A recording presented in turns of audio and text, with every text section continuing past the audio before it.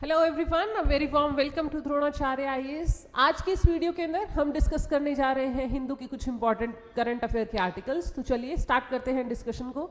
देखिए, हमारा जो पहला पेज है that is related to the political turmoil being carried out. Parliament के बाहर जो हो रहा है, जो आपके कंट्रोवर्शियल स्टेटमेंट्स क्लेम की जा रही हैं एक दूसरे पार्टीज की तरफ से, तो एज सच यहाँ से हमारे लिए कुछ इंपॉर्टेंट नहीं है। हमारी जो आज की पहली न्यूज़ इंपॉर्टेंट निकल कर आ रही है वो है from this article that is related to your Thrissur Pooram, जो केरला के अंदर one of the major festivals होता है। ठीक है, यहाँ पर आपकी जो हेडिंग है दैट इज कि सुप्रीम कोर्ट ने हाई कोर्ट के ऑर्डर के ऊपर स्टे लगा दिया है। तो सबसे पहले तो आप इसको सीधा सीधा GS2 पावर ऑफ जुडिशरी के अंदर रिलेट कर पाएंगे, जहां आपको पता है कि इंडिया का जो स्ट्रक्चर है that is of a unified judiciary. Right, नीचे से लेके ऊपर तक आप कोर्ट्स के अंदर अपील कर सकते हैं, हायर कोर्ट्स के अंदर अपील करते चले जाएंगे, और जो हायर टॉप मोस्ट प्रायोरिटी की कोर्ट है उनके जो भी स्टेटमेंट होगी, जजमेंट होगी, वो लोअर के ऊपर बाइंडिंग होगी, वो उनके फैसले को बदल सकती है। उसी का ही एग्जाम्पल यहाँ देखने को मिला है, जहाँ सुप्रीम कोर्ट ने हाई कोर्ट के, केरला हाई कोर्ट के डायरेक्टिव्स के ऊपर स्टे लगा दिया है regarding this particular event that is jumbo parades at festival. समझ लेते हैं एक बार कि है क्या पूरा इवेंट। देखिए, ये दो आपके मेजर यहाँ पर नाम दिए गए हैं, दो आपके दीज आर देवासम्स। देवासम्स इज समथिंग कि जो टेम्पल्स के बड़े बड़े आपके मंडल्स बने होते हैं, मतलब जो पर्टिकुलरली ट्रस्ट आप एक तरीके से समझ सकते हैं, जो बड़े टेम्पल्स इन्वॉल्व हैं। इसके अंदर दो टेम्पल्स की बात की गई है। One is your Thiruvambady, here it is given Thiruvambady temple and your Paramekkavu Devaswom. ठीक है, इन दोनों टेम्पल्स, ये दोनों टेम्पल्स हर साल मिलकर एक इवेंट ऑर्गेनाइज करते हैं, और उस इवेंट का नाम है your this, it is given here that is Thrissur Pooram. यहीं से आपको ये चीजें निकालनी है। देखो, थिरुवंबदी आपका एक देवासोम है, दूसरा है पैरामेकावू देवसोम, और ये जो अपने एलिफेंट्स हैं वहाँ पर कैप्टिव एलिफेंट मेंटेनेंस रूल्स के हिसाब से त्रिशूर पूरम जो इनका पर्टिकुलर इवेंट होता है, जो इनकी सेलिब्रेशंस होती हैं, उस चीज़ से रिलेटेड उसके अंदर इनका देखो होता क्या है, जंबो परेड से समझ गए हैं, एलिफेंट्स को डेकोरेट करके उनकी परेड कराई जाती है।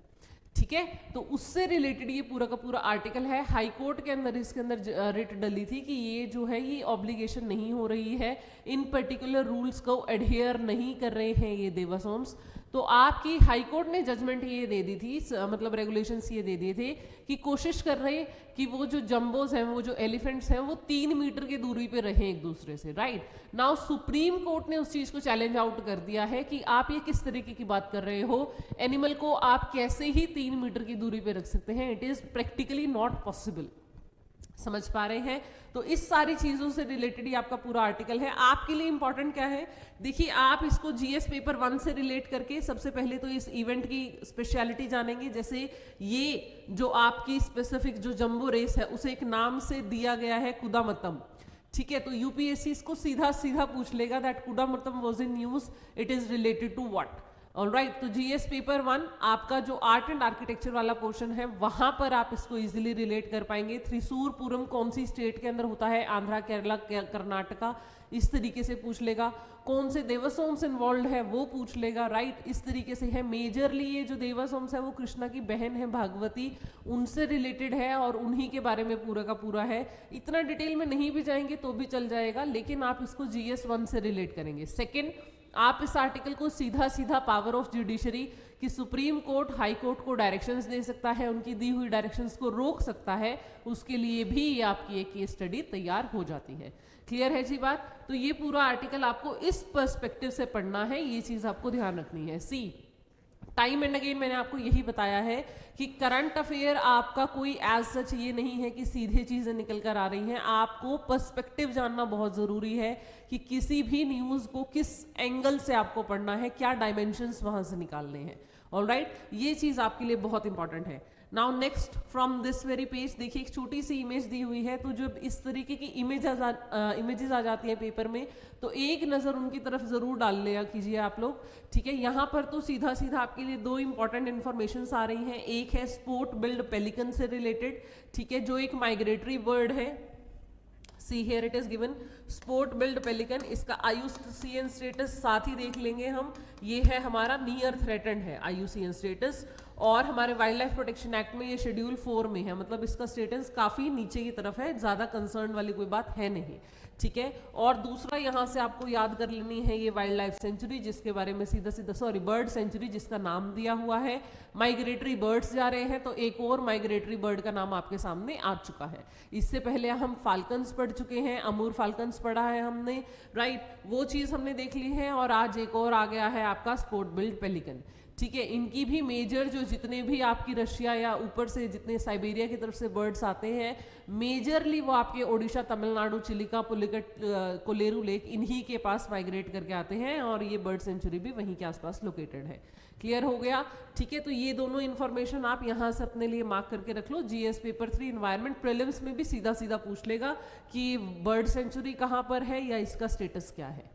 क्लियर हो गया जी, ठीक है। उसके बाद नेक्स्ट आर्टिकल जो हमारा निकल के आ रहा है that is from this page, जहां पर आपकी दिल्ली गवर्नमेंट ने बोल दिया है कि पूरे साल के लिए हमने सोच लिया है कि हम बैन करने वाले हैं क्रैकर्स को। देखिए, Delhi air pollution has been the most anticipated topic, the most important and crucial topic from past 3 months almost, ठीक है। अक्टूबर के ऑनसेट से लेके अभी तक हर दिन न्यूज़पेपर में कुछ ना कुछ जरूर आ रहा है रिगार्डिंग दिल्ली एयर पोल्यूशन, ठीक है। चाहे वो ग्रैप प्लान हो, चाहे वो सफर हो, चाहे वो एयर क्वालिटी इंडेक्स के इंडिकेटर्स हो, उसकी क्वालिटी मेजर्स हो, whatever it is, Delhi air pollution has been one of the hot prime topic. और उसके अंदर हमने देखा था कि दिल्ली के अंदर जो रिस्पेक्टिव फैक्टर्स के साथ जो एडिशनल फैक्टर्स है, उसके अंदर दिवाली के आसपास बजने वाले पटाखे जो है वो उसमें मेजर रोल प्ले करते हैं,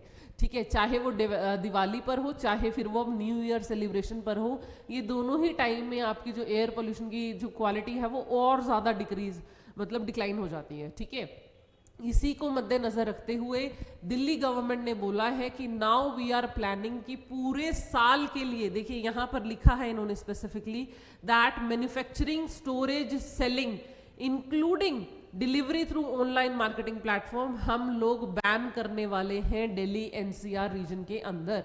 और इन्होंने ये भी कहा है कि ऐसा ही बैन राजस्थान ने लगा दिया है अपने जो NCR में उसकी डिस्ट्रिक्ट सारी है वहां पर।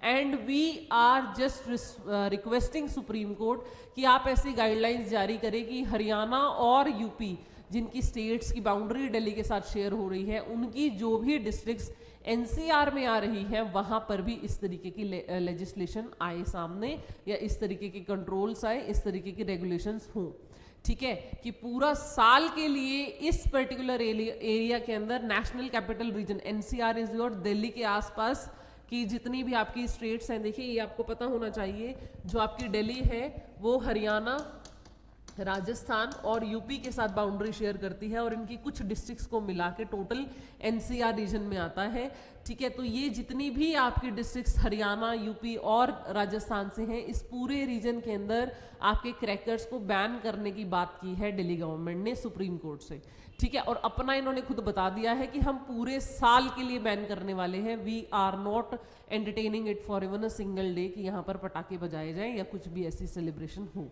ठीक है। तो देखिए अब ये चीज़ कंट्रोवर्शियल तो होने वाली है, बिकॉज बहुत बड़ी मार्केट है फायर क्रैकर्स की भी, तो उनकी तरफ से भी लेजिस्लेशन होने वाला है। Now we will have to look up कि ये चीज़ सुप्रीम कोर्ट में कैसे जाती है, but yes for the time being ये चीज़ आ गई है कि दिल्ली गवर्नमेंट ये लेजिस्लेशन लेके आ गई है, ठीक है जी। चलिए नेक्स्ट न्यूज़ की तरफ बढ़ते हैं। So next news from our is from our next page, जहाँ पर ये देखिए ये एक आपका अगेन कंट्रोवर्शियल सा आ रहा है। यहाँ पे एक तरफ ये न्यूज़ आई है जहाँ आपके जो डिप्टी चेयरमैन है जिनके ऊपर नो कॉन्फिडेंस मोशन, देखिए हमने पढ़ा है अभी राज्यसभा के जो चेयरमैन हैं धनखड़ साहब, उनके ऊपर जो है नो कॉन्फिडेंस मोशन पास किया गया था या उनके ऊपर स्टार्ट करने की बात की गई थी राज्यसभा में।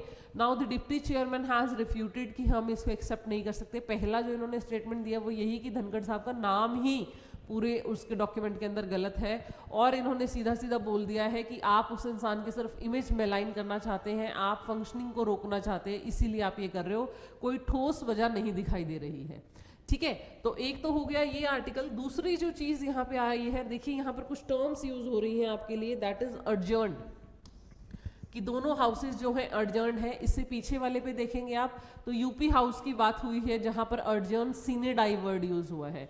So what our topic of discussion is, आपको कुछ ये टर्म्स हैं जो अपने पॉलिटी से ना रिवाइज कर लेनी चाहिए जब आपका पार्लियामेंट सेशन चलता है।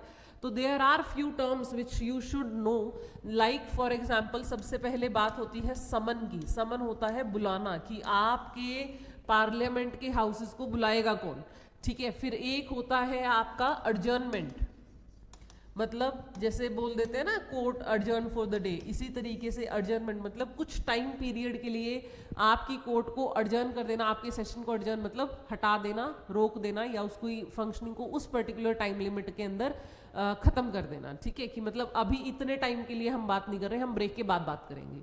फिर होता है एक अर्जर्नमेंट सिने डाई, ये चीज समझना, इन चीजों में फर्क आपको पता होना चाहिए। अर्जर्नमेंट सीने डाई ये क्या होता है, देखिए सीने डाई होता है जब आप बिना बताए कि दोबारा हम कब मिलने वाले हैं सेशन को, आप अपने सेशन को खत्म कर देते हैं, दैट इज अर्जर्नमेंट सीने डाई, ठीक है। तो there are two type of arrangements, arrangement जिसमें आप एक टाइम लिमिट प्रिस्क्राइब कर रहे हो कि 1 घंटे बाद मिल रहे हैं, 2 घंटे बाद मिल रहे हैं, कल शुरू होगा, ऐसे ही, ठीक है। और अर्जर्नमेंट सीने डाई जहां आपने दोबारा मिलने की कोई तारीख फिक्स नहीं की है, राइट। ये दोनों अधिकार जो हैं ये किसके पास होंगे, जो भी उस पर्टिकुलर हाउस का प्रिसाइडिंग ऑफिसर होता है, राइट। जैसे अगर राज्यसभा में है तो आपके जनरली आपका वाइस प्रेसिडेंट होता है, ठीक है, एंड इधर आपका स्पीकर ऑफ लोकसभा होता है। ऑन दी अदर हैंड एक और प्रोसीजर आता है फिर इसमें प्रोरोग का, जिसके अंदर आपके हाउस की मीटिंग को, उस पर्टिकुलर सेशन को खत्म ही कर दिया जाता है, टर्मिनेट कर दिया जाता है, ठीक है। समझ रहे हैं आप ना, लोकसभा को डिसॉल्व करने की बात नहीं हो रही, डिसॉल्व होता है कि हाउस को ही डिसॉल्व कर देना। प्रोरोग का मतलब होता है उस पर्टिकुलर सेशन को खत्म कर देना, कि अब ये खत्म हो गया, अब नया सेशन शुरू होगा जब कभी होगा, ठीक है। तो ये 4 बातें हैं जो आपको आपके न्यूज़पेपर में चल रहे सेशन के लिए आपको पता होनी चाहिए, जो आपको अपने जीएस पेपर 2 के पॉलिटी के स्टैटिक पोर्शन से एक बार फिर से रिवाइज कर लेनी है, पार्लियामेंट वाले चैप्टर से, जहां आपको पता हो कि फंक्शनिंग एज सच क्लियरली कैसे होती है। जैसे नो कॉन्फिडेंस मोशन न्यूज में आया है तो आपको पता होना चाहिए कि वीपी को हटाने के लिए क्या क्या टर्म्स एंड कंडीशंस हैं, किन ऑब्लिगेशंस पर उसे हटाया जा सकता है, क्या प्रोसीजर है, किस तरीके से हटेगा, और फिर फाइनल कॉल क्या रहेगी। समझ में आ रही है, ठीक है। कास्टिंग वोट का डिफरेंस क्या है, ये सारी बातें, ये 4 चीजें मैंने आपके साथ डिस्कस कर ली हैं।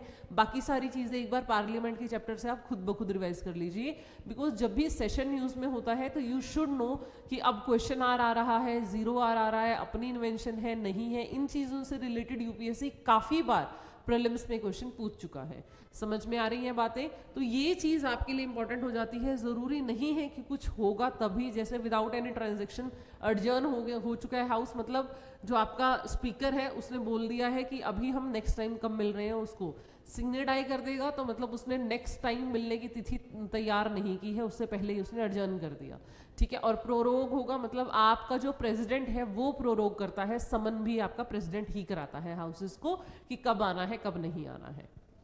क्लियर हो गया जी। तो ये सारा कुछ यहाँ से था। उसके बाद नेक्स्ट आर्टिकल की तरफ चलते हैं। देखिए नेक्स्ट आर्टिकल जो हमारे लिए इंपॉर्टेंट निकल कर आ रहा है, that is from page number this. यहाँ पर हमारे लिए 2 न्यूज़ इंपॉर्टेंट है। एक तरफ इंडिया और फ्रांस के बीच में MOU साइन हुआ है एक म्यूजियम बनाने के लिए, north and south block in Delhi, ठीक है। यहाँ पर ये माना जा रहा है कि जो ये म्यूजियम बनकर तैयार होगा ये विश्व का सबसे बड़ा म्यूजियम हो सकता है। और इसमें हम जो हमारा जो साथ देने वाली है दैट इज फ्रांस। यहाँ पर देखिए इसका नाम भी दिया गया है युग युगीन भारत, ठीक है। तो ये जो म्यूजियम है would be the largest in the world, ये चीज़ कही जा रही है। और इसके अंदर हम एड किसकी ले रहे हैं या किसके साथ मिलकर इसको बना रहे हैं, इट इज़ विद फ्रांस, ठीक है। और यहाँ पर आप क्यों कर रहे हो ऐसा, बिकॉज फ्रांस के अंदर बहुत सारे ऐसे म्यूजियम्स हैं ऑलरेडी जो इसी में दिए हुए हैं। लाइक सी एक्सपर्टीज़ हम फ्रांस से ले रहे हैं which is renowned for its expertise. For example जैसे लॉवरे बना है, ग्रैंड पैलेस बना है, होटल ला मेरिन बना है, ये जितने भी म्यूजियम्स बने हैं ये वर्ल्ड वाइड फेमस हैं। ऑलराइट, इसी को ध्यान में रखते हुए, मद्देनजर रखते हुए फ्रांस के साथ हमारी ये रिलेशनशिप हम बिल्डअप करना चाह रहे हैं। तो ये इंडिया फ्रांस रिलेशंस में आपके लिए एक क्या हो जाएगा, केस स्टडी हो जाएगा, एक एग्जाम्पल सेट हो जाएगा जो आप इजीली कहीं पर भी कोट कर सकते हैं। क्लियर हो गई बात? ठीक है, तो एक तो आर्टिकल हो गया आपका ये वाला। दूसरी तरफ आपका आर्टिकल आया है that is related to Eklavya schools and PVTGs. तो देखिए ये आर्टिकल आपके लिए समझना जरूरी है। सबसे पहले समझते हैं एकलव्य स्कूल्स हैं क्या। तो एकलव्य रेजिडेंशियल जो स्कूल्स हैं आपके, पर्टिकुलरली वल्नरेबल ट्राइबल ग्रुप्स के लिए बनाए जाते हैं। ठीक है, ये 1997-98 से ये प्रोजेक्ट चला था, जहां पर स्पेसिफिकली बात की गई थी कि जो आपकी पीवीटीजीज हैं या फिर जो आपके शेड्यूल ट्राइब्स हैं उनके लिए यहाँ पर स्पेसिफिकली जो है बच्चे, उनके ही बच्चे आके पढ़ें। ठीक है, जिसमें पीवीटीजीज के लिए अभी पीछे 5% रिजर्वेशन रख दी गई थी। क्लियर है? एक होते हैं शेड्यूल ट्राइब्स, उन शेड्यूल ट्राइब्स में से भी जब आपके देश में कुछ ऐसे ट्राइब्स मिलते हैं जो पर्टिकुलरली वल्नरेबल है, मतलब बहुत ही ज्यादा वल्नरेबल हालात में है, they are known as PVTGs. तो आपके भारत के अंदर ऑलमोस्ट 705 ट्राइबल शेड्यूल ट्राइब्स हैं, जिसमें से 75 एट प्रेजेंट आपके क्या है, पीवीटीजीज हैं। ठीक है, जैसे इस बार भी न्यूज में था Shompen tribe of Andaman and Nicobar, जहां से पहली बार शॉम्पेन जो ट्राइब है आपकी वो पीवीटीजी है, जो पहली बार वोटिंग में आए हैं। उनकी मेंबर कम्युनिटी के 6 लोगों ने वोट किया था पहली बार लोकसभा के चुनाव में। ठीक है जी, तो पीवीटीजी जो आपकी ट्राइब्स हैं ये हमेशा से न्यूज में रहती हैं, और ओडिशा हमारी एक ऐसी स्टेट है जहां पर ये सबसे ज्यादा नंबर में पाई जाती है।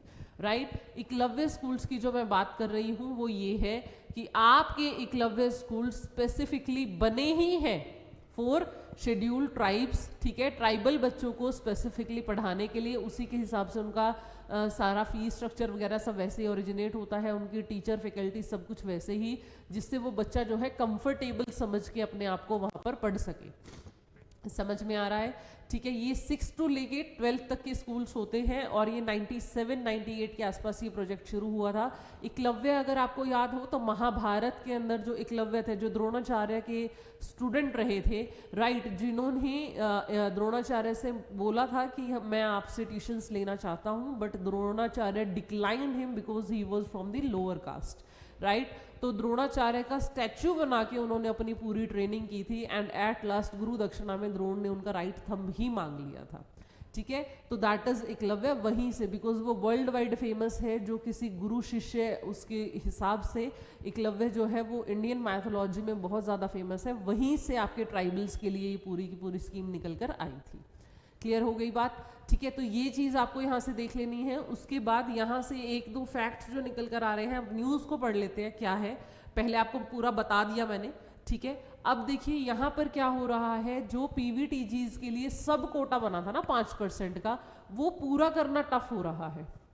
ठीक है, एट मैक्स 3.5% तक के ही आपके बच्चे जो हैं वो एडमिशन ले पा रहे हैं। नंबर्स दिए हुए हैं कि 407 एकलव्य स्कूल्स हैं, उनमें से सिर्फ 4480 हैं जो पीवीटीजी में हैं, और लगभग जो पॉपुलेशन है वो 1.3 लाख है टोटल स्टूडेंट्स जो इन स्कूल्स में पढ़ रहे हैं। ठीक है, लेकिन उसमें से पीवीटीजी की पॉपुलेशन बहुत कम है। उसके पीछे रीजन है क्योंकि एक तो वो लोग डेवलप्ड ज़्यादा नहीं है, वो मेन स्ट्रीम सोसाइटी में वैसे ही नहीं आना चाहते हैं, वो अपनी एजुकेशन को उतना ज़्यादा इंपॉर्टेंस नहीं दे रहे हैं। मोरओवर साथ के साथ ये भी चीज़ें हैं कि इंफ्रास्ट्रक्चर में गैप्स हैं, उतना ज़्यादा कंफर्टेबल शायद माहौल भी नहीं मिल पा रहा है। तो there are an number of reason जिनकी वजह से ये चीज़ इशू में आ रही है, और ये दोनों ही चीज़ें न्यूज़ में आ गई हैं, एकलव्य स्कूल्स भी और आपके पीवीटीजी ग्रुप्स भी। ठीक है, तो किस तरीके से इनको स्ट्रीमलाइन कर सके, बिकॉज आरटीई तो राइट टू एजुकेशन एक्ट तो बोल रहा है कि पूरे भारत में जो भी बच्चा है 6 से 14 साल की एज का, उसे एजुकेशन देना सरकार की जिम्मेदारी है। ठीक है, तो उसके अंदर वो ट्राइब का बच्चा है, शेड्यूल कास्ट का बच्चा है, वो चीज़ मैटर नहीं करती है। It's just that it is about right to education. समझ में आ गया टॉपिक? ठीक है, तो ये चीज़ हमें यहाँ से देख लेनी है, ये न्यूज़ हमारे लिए इम्पॉर्टेंट है। नेक्स्ट आर्टिकल की तरफ चलते हैं। सी हमारी जो नेक्स्ट न्यूज़ निकल कर आ रही है that is from this page here. It is about India and USA. India के अंदर आए यूएसए के जो एनवॉय हैं दैट इज मिस्टर गैसेटी, उन्होंने ऑब्जर्व किया है कि दोनों ही देश बहुत ज़्यादा हाई टैरिफ्स लगाते हैं, ठीक है, मेजर इकोनॉमीज़ हैं, लेकिन अब हमें ज़रूरत है कि टैरिफ रेट को कम करके सब्सटेंशियली हमें एक दूसरे के साथ ट्रेड को बहुत अच्छा करना है, ठीक है, बिकॉज जब भी आपके ट्रम्प एडमिनिस्ट्रेशन आता है तो they majorly work on tariff duties, जहां वो चाइना के साथ बढ़ा देते हैं और बाकी देशों के साथ रैशनलाइज करने की कोशिश करते हैं, ठीक है। तो now also mister Garcetti has said कि इंडिया जो है वो highest, one of the highest tariff major economies में से एक है जो बहुत ज़्यादा टैरिफ लगाती है, ड्यूटीज़ लगाती है।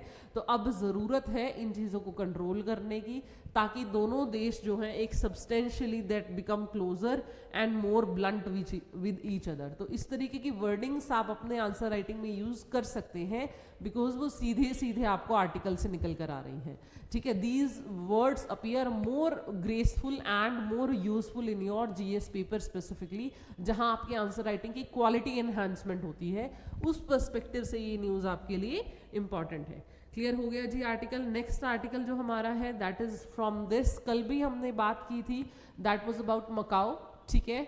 मकाओ मैंने आपको कल भी कहा था, it is one of the one country and two system approach से चलता है। यहाँ पे देखिए, one country two system approach से चाइना इसको टेक ओवर करता है। तो देखिए इसके ऊपर कल तो छोटा सा आर्टिकल था जहां मैंने आपको बताया था कि शी जिनपिंग और उनकी वाइफ जो है 25th एनिवर्सरी सेलिब्रेट करने जा रहे हैं। इस आर्टिकल के अंदर आज पूरी हिस्ट्री दी हुई है कि इससे पहले ये पुर्तगीज की आपकी क्या थी, कॉलोनी थी। पुर्तगीज ने 1999 के अंदर आपकी मकाऊ को हैंड ओवर किया था चाइना को, ठीक है, और तब से लेके आज तक चाइना इस सिस्टम के थ्रू इसको रूल कर रहा है, that is one country two system, ठीक है। और इसी के साथ आपका हांगकांग भी इसी सिस्टम में है, जो कि आपकी ब्रिटिश की कॉलोनी थी, राइट। नाउ मकाऊ इतना ज़्यादा इंपॉर्टेंट क्यों है, क्या चीज़ आई हुई है आर्टिकल में, वो उसके ऊपर एक बार आराम से ध्यान से देख लेते हैं, नज़र डाल लेते हैं। सी यहाँ पर बताया गया है कि जो आपका मकाऊ है वो वर्ल्ड्स बिगेस्ट गेमिंग हब है, ठीक है। ऐसा क्यों है, क्योंकि आपके यहाँ पर गैम्बलिंग को ऑफिशियल माना हुआ है, उसके ऊपर कोई रोक टोक नहीं है, कोई कानून नहीं है, ठीक है। तो आपके मकाऊ के अंदर specifically gambling is completely allowed, casinos allowed है, ऑफिशियली अलाउड है। इसीलिए यहाँ पर आकर दुनिया भर से लोग गैम्बलिंग करते हैं, दुनिया भर से लोग कैसीनोज आपके खोले हुए हैं उन्होंने, और वो उसके हिसाब से ही अपनी इकोनॉमी ड्राइव कर रहे हैं। बट दे आर सेइंग कि कैसीनो बूम ब्रिंग आया था, उन्होंने वेल्थ जरूर लेके आई, लेकिन ग्रेटर चाइनीज कंट्रोल भी आया, ठीक है। जो हमारा अपना पर्सनल हमारी फ्रीडम थी, जितना हमारे यहाँ पर कम चीज़ें थी, उसमें हम ज़्यादा बेहतरी से खुश थे। जैसे जैसे यहाँ पर वेल्थ आई है वैसे वैसे यहाँ चाइनीज़ एग्रेशन भी बढ़ता गया है, because they do not want to lose this particular territory. समझ में आ रहा है। और अब इसी के अंदर बात की गई है कि अब तो ये भी बात कर रहे हैं कि इसको मकाओ को इंटीग्रेट कर रहे हैं साथ के गुनाकोंड, जो गुआंगडोंग आपकी प्रोविंस है, ताकि वहाँ पर ज़्यादा इजीली चाइनीज़ इंफ्रास्ट्रक्चर डेवलप हो सके, प्रमोशन हो सके, जॉब्स वगैरह उसी तरीके से डेवलप हो सके। तो ये पूरा का पूरा आर्टिकल आज आपका मकाऊ से रिलेटेड है। नाउ अगर मैं आपसे बोलूँ कि आपको अपने पेपर के लिए क्या याद रखना है, तो आपको देखिए 25th एनिवर्सरी है, तो नेचुरली इसके बारे में 2-4 बातें यूपीएससी आपसे पूछ सकता है। इंडिया से रिलेट करके भी पूछ लेगा, नहीं पूछेगा तो सीधा सीधा भी पूछ लेगा। समझ रहे हैं आप इस बात को, ठीक है, क्योंकि इवेंट बड़ा है। Just cater to the event, 25th anniversary है इनकी, तो ये वन कंट्री टू सिस्टम के अंदर और कौन सी कंट्री है, दोनों की लोकेशंस क्या क्या है, ये सारा कुछ आपके लिए इंपॉर्टेंट हो जाता है। वो चीज़ें आपको थोड़ी सी ध्यान में देकर रखनी पड़ेंगी। क्लियर हो गया। उसके बाद एक और आर्टिकल हमारा यहाँ पर निकल कर आया है, दैट इज फ्रॉम हेयर, जहाँ आपकी एक तरफ मास रेप से रिलेटेड बातें हुई हैं, यूक्रेन डील। यहाँ पर देखिए 8 मुस्लिम मेजर कंट्रीज हैं, टर्की और ईरान ने बात की है, ठीक है। 2 मेजर ओपोनेंट्स हैं आपकी, दैट इज टर्की और ईरान। इन दोनों ने पीस के लिए कॉल की है, बिकॉज सीरिया के अंदर हो रहे हालात के ऊपर ये लोग चाह रहे हैं कि एक साथ बात करें, ठीक है। तो यहाँ पर आपके लिए एक ऑर्गेनाइजेशन इंपॉर्टेंट आ रही है, दैट इज D8 ऑर्गेनाइजेशन। ये देखिए D8 ऑर्गेनाइजेशन, जिसकी शुरुआत आपकी 90s में ही हुई थी, ठीक है। Corporation also known as developing 8। इसके अंदर आपका बांग्लादेश है, मलेशिया है, इंडोनेशिया है, ठीक है जी। अगर आप अफ्रीका से देखें तो इजिप्ट है, ठीक है, नाइजीरिया है, फॉर दैट मैटर ईरान है, पाकिस्तान है, your Turkey is there, latest edition में अजरबैजान है। तो ये सारे के सारे जो देश हैं, जो आपके मेजर मुस्लिम डोमिनेटेड कंट्रीज हैं, ये आपस में साथ में मिलके आए, जिन्होंने एक दूसरे को हेल्प करना चाहा था डेवलप करने के लिए। उसी की ये समिट हो रही है, ठीक है, D8 की ही ये समिट है, जहां पर बात की गई है कि अब आपके यहाँ पर जो दिस सीरिया के अंदर देखिए ये न्यूज़ आई हुई है, जो लीडर्स हैं टर्की और ईरान के, वो यूनिटी चाहते हैं कि सीरिया के अंदर मुस्लिम मेजॉरिटी अपनी वो बन सके, वहाँ पर चीज़ें ज़्यादा इजीली हो सके, ठीक है। तो ये पूरा का पूरा आर्टिकल आपका उस चीज़ से रिलेटेड है। आपको एक बार ये D8 जो डेवलपिंग कंट्रीज़ का जो ये यूनियन बना हुआ है, ये देख लेना है। इसके मेंबर्स मैंने आपको बता दिए, there is Myanmar, there is Bangladesh, right, sorry Malaysia है, बांग्लादेश है, इंडोनेशिया है, इधर से ईरान है, पाकिस्तान है, टर्की है फॉर दैट मैटर, नाइजीरिया है, ठीक है जी। आपका अजरबैजान इसमें लेटेस्ट एडिशन है, उसके बाद आपका इजिप्ट भी है। तो ये सारे के सारे आपने एक बार देख लेने हैं। ये again GS paper 2 international organisations में आप इसको लिख सकते हो। क्लियर है? So that's all from today's discussion. आज के न्यूज़पेपर में जितने भी आर्टिकल्स आए हैं वो ज़्यादातर आपके GS पेपर 2 से रिलेट कर रहे हैं। GS पेपर 3 से आपके लिए सिर्फ आपका जो वो that is your bird which is nearly threatened, उनके बारे में आया है, ठीक है, वो चीज़ आई है, और वो bird sanctuary that is located in Andhra Pradesh. Alright, तो अपने न्यूज़पेपर को अच्छे से एनालाइज कीजिए, उसको ध्यान से देखिए। देखिए एक चीज़ मैं आपको बता देती हूँ कि जो टेक्स्ट एंड कंटेक्स्ट की आज न्यूज़ आई है ना, वो इतनी इंपॉर्टेंट नहीं है आपके लिए, बिकॉज वहाँ पर सीधा सीधा जो बात हुई है, see here it is, text and context में आज सीधा सीधा साउथ कोरिया के पॉलिटिकल क्राइसिस के ऊपर चीज़ें आई हैं, जो हमारे लिए कहीं से भी इंपॉर्टेंट नहीं है, ठीक है, हमें नहीं जाना है, बिकॉज हमने देख लिया है कि वहाँ पे मार्शल लॉ लगा था, उससे रिलेटेड हमने इंडिया के प्रोविजंस देख लिए थे, उन्होंने इम्पीचमेंट करनी चाहिए, हमने अपने लॉज देख लिए थे, राइट। तो ये चीज़ आप ध्यान रखना कि आपको क्या पढ़ना है और क्या नहीं पढ़ना है, वो फिल्टर आउट करना आपके लिए बहुत ज़रूरी है। All right, so that's all from today's discussion. I hope you like the video, ठीक है। इस तरीके की वीडियोस देखने के लिए द्रोणाचार्य के साथ बने रहिए, सब्सक्राइब कर लीजिए यूट्यूब चैनल को अगर आपने अभी तक नहीं किया है, and thank you very much for watching the videos. Thank you.